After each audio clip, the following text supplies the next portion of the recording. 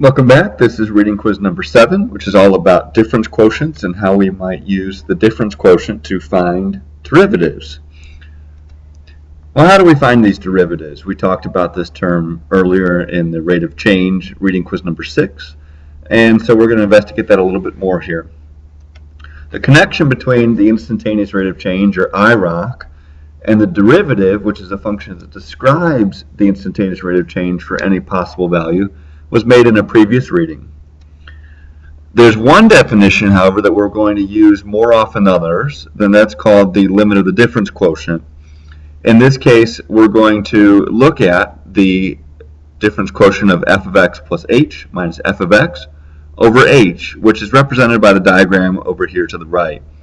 In other words, we're finding the slope of the line that connects the points f of x plus h and f of x, the y coordinates. And the reason why we do a limit is so that we can find the instantaneous rate of change. What happens to that average rate of change as our h value gets closer to 0? That's what defines our derivative.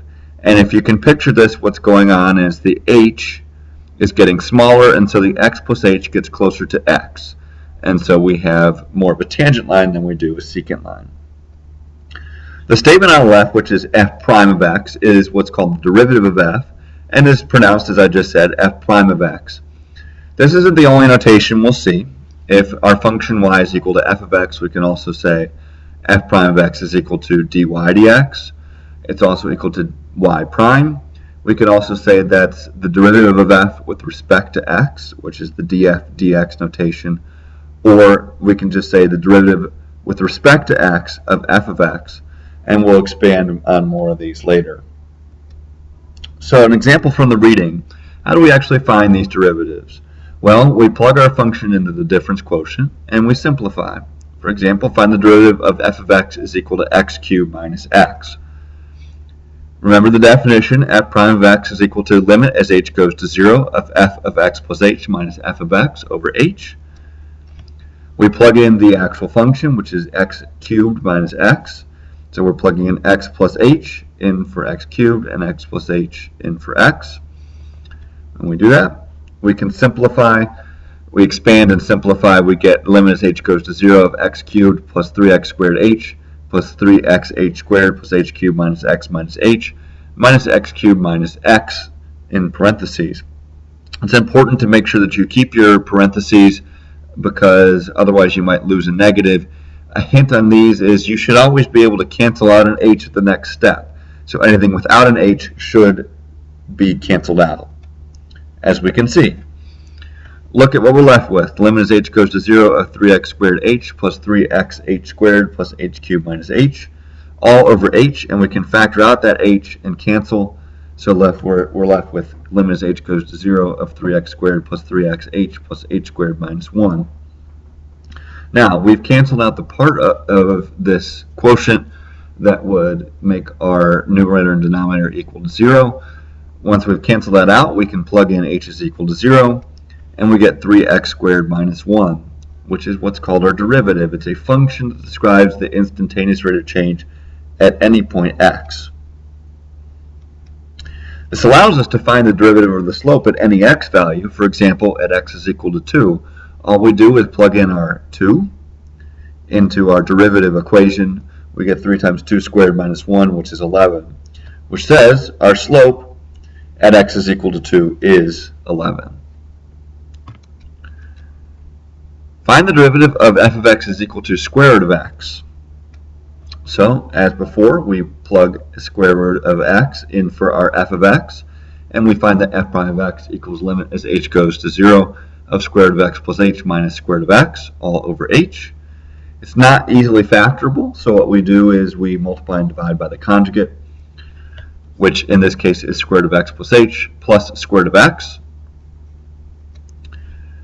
When we multiply the numerator, we notice that we get as square root of x plus h squared minus square root of x squared, which cancels down to just an h. I left the denominator alone so that we can see that all we need to do is cancel out our h on our top and the bottom.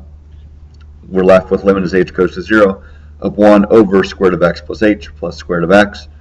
Plugging in h is equal to 0, since we factored out the part that gave us a problem, we're left with 1 over 2 squared of x. This is a derivative that we need to know.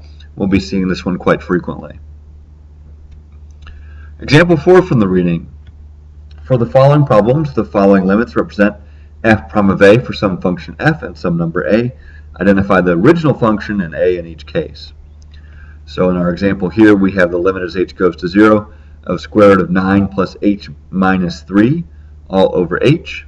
Somehow that needs to match up with our function f of x plus h and our other function f of x. So what we do is we notice that the function appears to be a square root function, because we've plugged in a 9 plus h into the square root of function. The h matches perfectly, and our x must be equal to 9 because we've got the square root of 9 equal to that 3, that extra part we got here. So in other words, our f of x, our function, is square root of x. Notice how the 9 plus h has been the input for the function. And then take that back, the value of a should be 9, not 3. Seeing if you're paying attention. Question number 75 from our guided practice. How do we apply derivatives? What do they mean in real life? So let g of t be the height in inches of Rebecca, t years after her birth. What are the units of g prime of t? And then what can you say about the signs of g prime of 10 and g prime of 30? Well, the derivative has everything to do with cats, because the derivative involves per, just like a cat's purr. So the units of the derivative will be the units of our dependent variable over the units of our independent variable. In this case, our dependent variable is the height of Rebecca, and our independent variable is the number of years after her birth. So the derivative will be measured in inches for our dependent variable per year, which is our independent variable. G prime of 10 is positive, and we can guess that Rebecca is growing, and so her height is changing in a positive way every year at the time t equal to 10. But G prime of 30 is probably close to 0 because she stopped growing. So you need to start imagining these as rates of change, inches per year. Is she growing? If she's growing and her inches per year is positive, then that means the derivative is positive. If the number of inches that she changes per year is steady, then that means that G prime of 30 is close to 0.